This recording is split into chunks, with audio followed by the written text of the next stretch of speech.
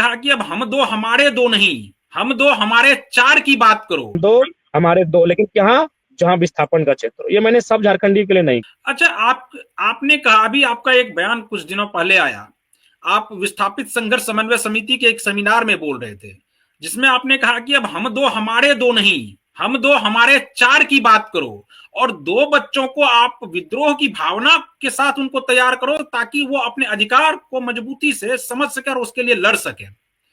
तो क्या ये जो जनसंख्या नियंत्रण की एक तरफ बात हो रही है और आप इस प्रकार से कह रहे हैं कि हम दो हमारे दो नहीं, हम दो हमारे चार की बात कर रहे हैं, तो क्या ये आपको कितना सही लगता है? देखिए, सबसे पहली बात है कि मैं मानता हूँ कि एक माननीय जब है और इस प्रकार का हम बयान दे रहे हैं तो लोग उसे कहीं ना कहीं विवादित बयान कहेंगे, लेकिन हम उस बयान पे 100 बार समर्थन करेंगे, क्योंकि हम जहाँ से आते हैं, झारखंड से, वहाँ हम लोगों ने साइलेंट किलिंग देखा है। विस्थापन यानी साइलेंट किलिंग, साइलेंटली हमारा मर्डर होता है, साइलेंटली।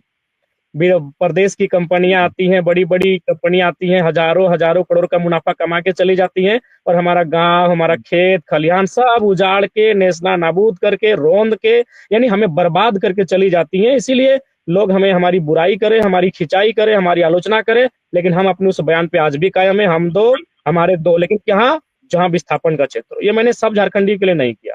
जहाँ विस्थापन है, जहाँ BCCL, CCL, DBC, HEC, Tata, TISCO की कंपनियां हैं, जहाँ रोज हमारी जमीनों को मारपीट के लिया जाता है, एकदम रोज रोज। पहले पहले भी स्थापित करेंगे, उसके बाद आप कोर्ट का चक्कर काटिए, और 3 पीढ़ियां बर्बाद हो गई, पता नहीं मुआवजा मिला कि नहीं मिला, नियोजन मिला कि नहीं मिला, और हमारी जमीनों पे लास्ट में क्या करेंगे, रियल एस्टेट को बेच देंगे, अन्य लोगों को आकर जमीन को बेचकर बसाएंगे, माफिया उन जो जमीन उनसे कब्जा में कर लेंगे। ये झारखंड की कड़वी कड़वाहट सच्चाई है। इसीलिए विस्थापन यानी एक तरह से साइलेंट मर्डर है झारखंडियों का, तो उस पे हम अपना स्टैंड क्लियर रखे हैं, आज भी कहेंगे। जब हमको देश की मीडिया में भी हमें बैठने का मौका मिलेगा, वहां भी कहेंगे कि जो विस्थापित क्षेत्रों से आते हैं, औद्योगिक क्षेत्रों से आते हैं, जो माइंस के क्षेत्रों से आते हैं, वो हम दो नहीं, एक दो एक्स्ट्रा ही पैदा करें, और उनको बिल्कुल लड़ने भिड़ने के लिए तैयार रखिए। अच्छा, आप ये बताइए कि आप लगातार स्थानीयता की मुद्दों को उठाते हैं, स्थानीयता वाले मुद्दों को, और उसमें आप देखिए, एक तो आपने जिस भाषाई आधार पर आपने कहा, तो एक तो आपको यूपी बिहार में या इस प्रकार से आप ही के राज्य के कुछ नेता जो है आपको यूपी और बिहार के विरोधी बता दिए, एक तो वो विरोधी नहीं नहीं, बताने आज लगे। दूसरा कि जी जी बताइए।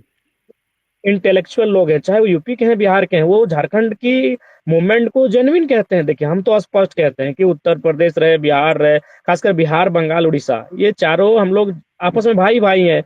और 1912 तक जब बिहार का बंटवारा नहीं हुआ, तो उससे पहले सभी बंगाल प्रेसिडेंसी का अंग थे।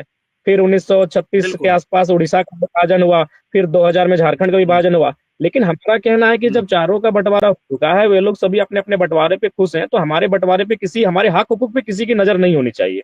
और जो भी कहीं के रहे, हम स्पष्ट जानते हैं कि हर इंसान को जो अपना अपना खाता है उसे प्रकृति कहते हैं, जो किसी दूसरे को अपनी रोटी खिलाए उसे संस्कृति कहते हैं, और जो किसी दूसरे की रोटी को छीन के खाए उसे विकृति कहते हैं। तो झारखंड में विकृति हो रही है।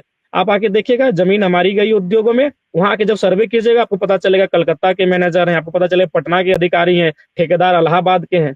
तो ये तो अन्यायपूर्ण है। हमारी जमीनें गई हैं तो हम कहीं नहीं है, हम कहीं भी नहीं है, हम लात जूते खा रहे हैं, हम मजदूरी के लिए भी यहाँ फिट नहीं है।